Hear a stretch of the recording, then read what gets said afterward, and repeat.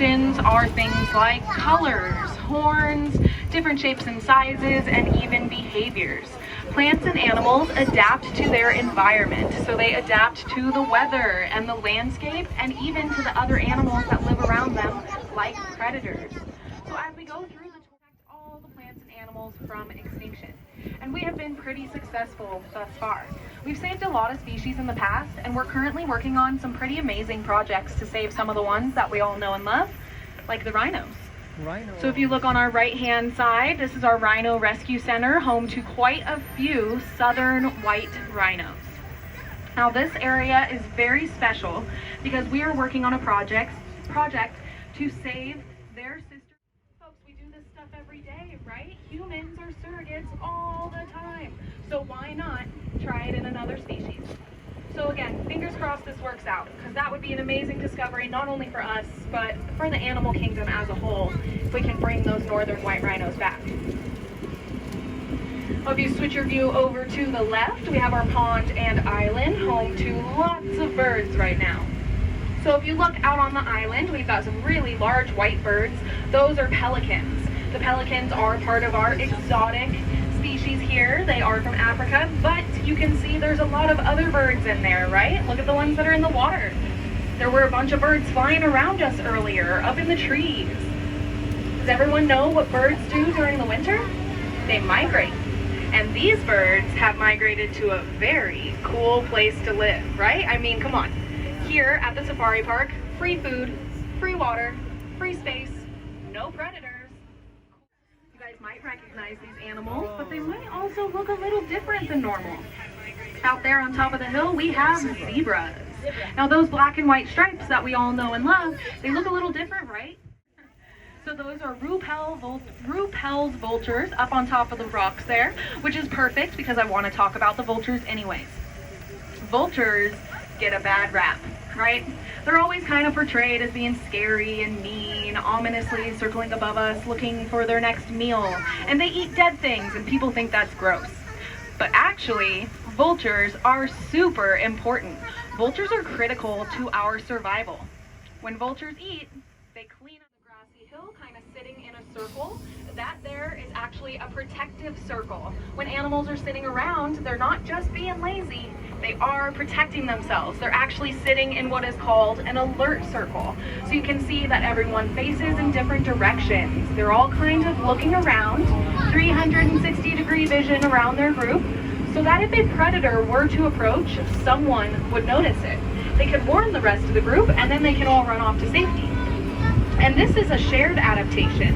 Not just one animal does it, but lots of different animals do it. Look up on the hill now, on the left.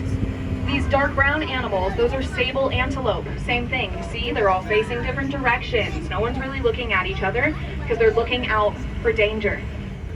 Now, of course, there's no predators in here, right? We know that, but they don't know that. So they're going to continue to protect themselves the best way they know how. And coming up, still on our left, we have a couple of very tall animals, and I'm sure most of you actually recognize both of them. So the ones that are closest to us, these are ostrich, these birds here. Most of you have probably seen an ostrich before. They are a highly populated bird. We have ostrich farms all over America. Now, these two animals do have something in common, and that is their height. So the ostrich here, they grow to be about 9 feet tall. That is a huge bird. And they are a flightless bird. That means they cannot fly, but to escape from predators, they run. An ostrich can run up to 40 miles per hour. Can you imagine a 9-foot tall bird running at you at 40 miles per hour? No, thank you. Gonna want to stay on the friendly side of the ostrich, folks, trust me. And then the giraffe, the tallest land mammal. They grow to be between 16 and 18 feet. And that is a very good adaptation, right? Because if you're the tallest one around, well, you're the only one who can reach the top shelf, which means you're the only one who can reach the food that's up on the top shelf. So giraffes, they really don't have a whole lot of competition for resources. They're the only ones who can reach all the way up in the trees. But then being that tall can also be a good thing for your friends. Giraffes are so tall that they can see about a mile in the distance. So if the giraffes start running, then the other animals know that they should probably start running too. They actually use the giraffes kind of like a watchtower. They'll hang out really close to them, a little extra protection. And then right here next to us, while he's here, this is a baby giraffe. Yeah, guys, baby. Baby giraffes are born at 6 feet tall. Biggest baby I have ever seen. He's only about a year old. Look at the size of that year-old. That's crazy. But adorable. We both love babies here because they are the cutest thing. Who doesn't love baby animals? But also we know that they are adding to that population size. So every single giraffe that we have born here really does make an impact. All the way up in the tree to get some food, we have some South African oryx. These are these really light tan animals with the long pointy horns.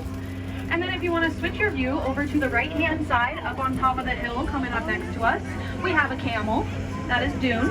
Dune is one of our retired animal ambassadors. So if you guys see any of the shows that we ever put on at the front of the park with the birds or the cats or whatever we have, those are animal ambassadors. So basically, they are animals that have been more socialized with humans. So they make for really good education, right? Because they're okay being around people.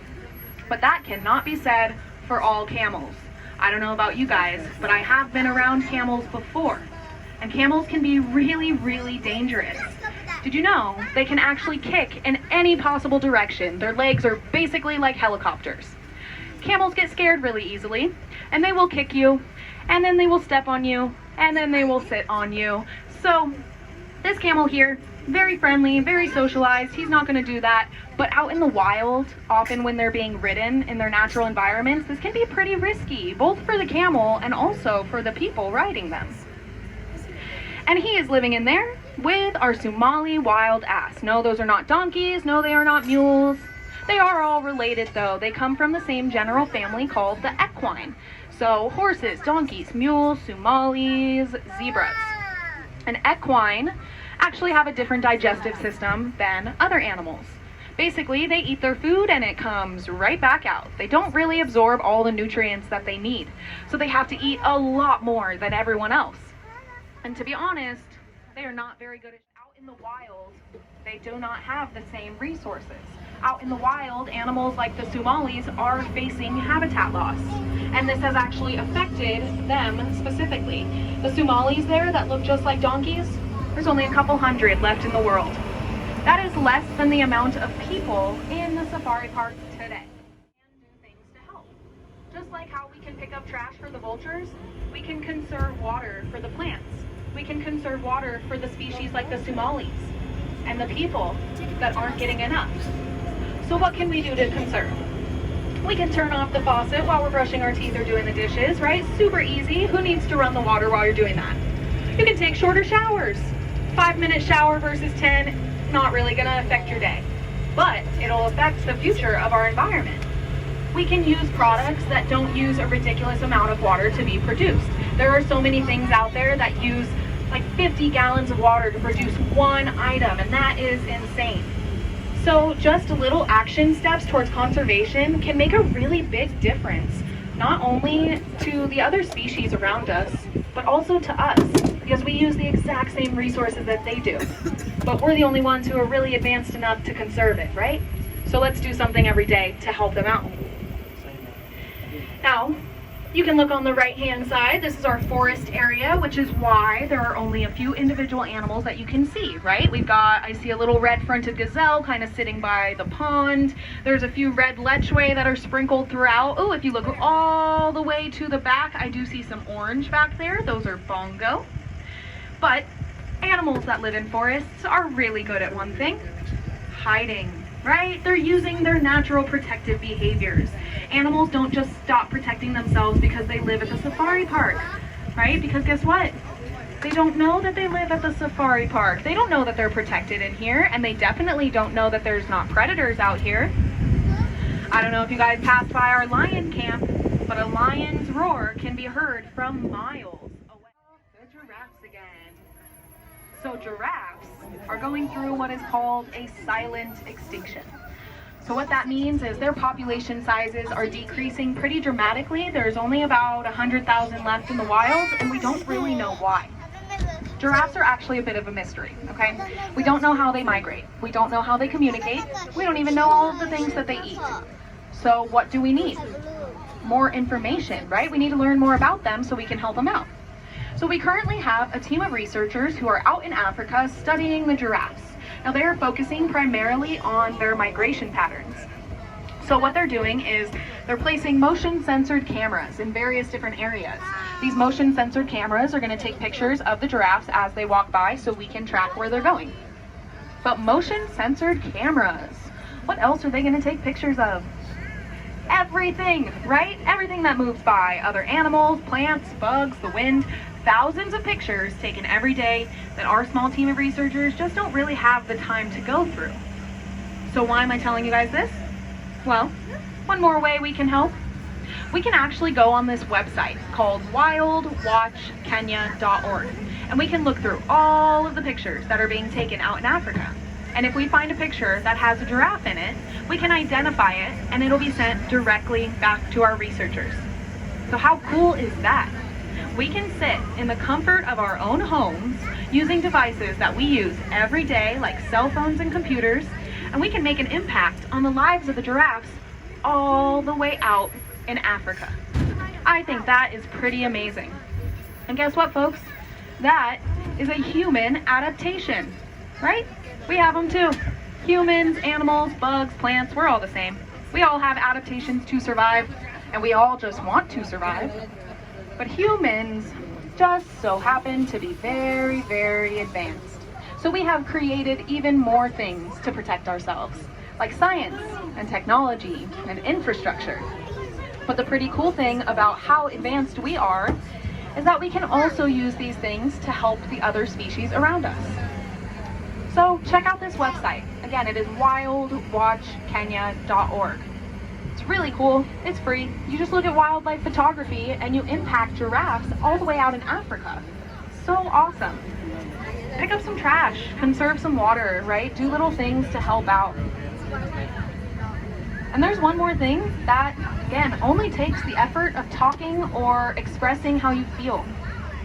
We have this thing called the Endangered Species Act.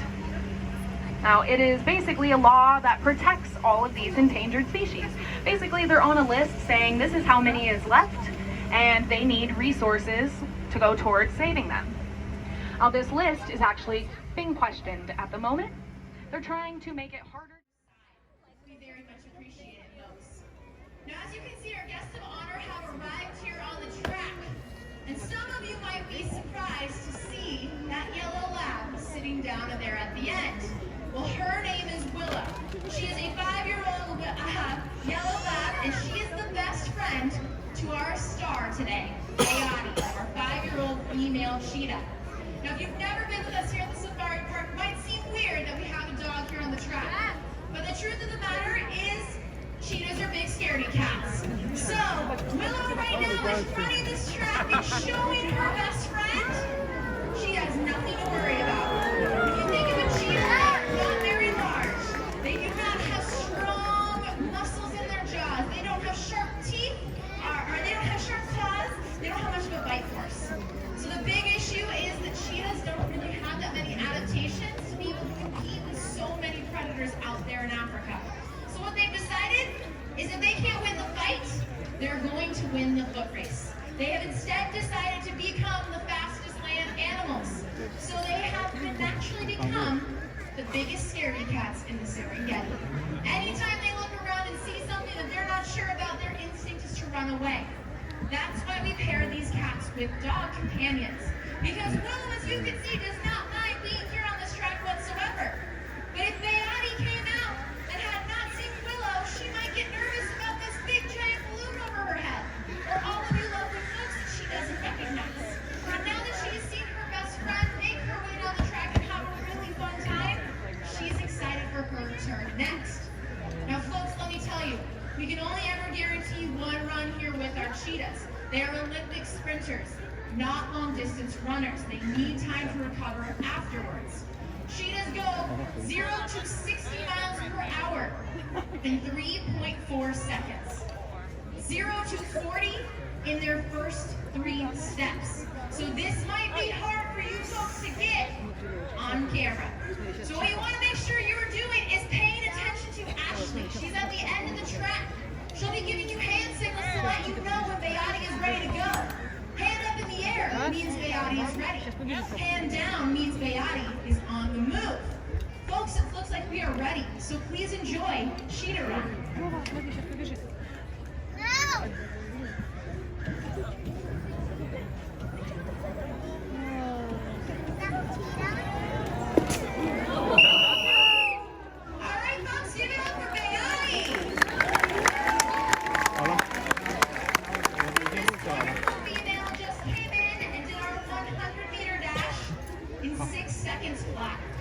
Absolutely fantastic run from this 5-year-old female. Now, like I said earlier, at this time, we are letting Beati rest and recover. Cheetah pursuits out in Africa are not much longer than what you folks just witnessed. In fact, if cheetahs are going at these high speeds for anywhere over 30 seconds, they are at risk of physically overexerting themselves and overheating themselves to potentially lethal levels. So we want to get nowhere close to that during this safari. So this recovery period is incredibly important. Now, the speed you all just witnessed is due to thousands of years of evolution from this cheetah. Like I said, cheetahs have decided long ago they're not going to be the biggest and the toughest. Instead, they would rather be the most streamlined and the fastest. So when you look at Beati, you're seeing a cat that's not particularly very big, only weighing in around 85 pounds. Incredibly streamlined.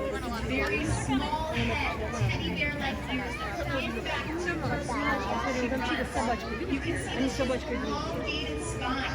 That spine allows her to have stride lengths anywhere from 20 to 25 feet. So there were multiple times during Beati's run where she had no pause on this ground whatsoever. Now on top of that, if you folks are looking at Beati and Willow walking down the track, really pay attention to their paws. You're going to see that the cheetah's paw is very similarly built to that of a dog because her claws are out right now.